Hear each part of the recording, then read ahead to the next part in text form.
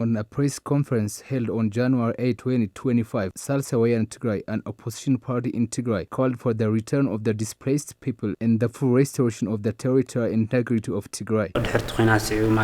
Due to the war on Tigray, the IDPs have passed 4 terrible years on shelter. Those who are in Sudan are also facing significant loss due to the war on Sudan.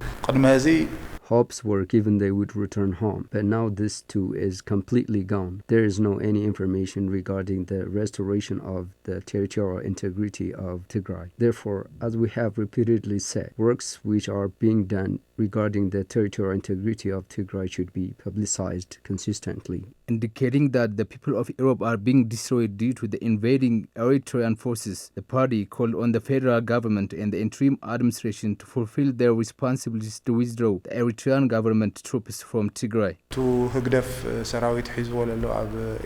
It's often heard that Eritrean army has occupied areas around Europe, let alone the AIDS. There are serious human rights violations, forcibly changing identity, kidnapping, and killing. This is continuing in intensified way. There are also problems with the returned IDPs in southern Tigray, in Salsay, especially in Salsay. The armed forces who were supposed to withdraw are still there. They are exerting severe violence on the IDPs who return to their homes. Their children are forced to learn in Amharic. It is recalled that, according to the Territorial peace agreement, unrestricted humanitarian access to Tigray, restoring constitutional order, and safeguarding human rights were meant to form the foundation for peace in Tigray. However, over time, they faltered due to lack of true commitment. Therefore, it is suggested that all the concerned bodies should work to fully implement the Territorial peace agreement in order to preserve a sustainable peace.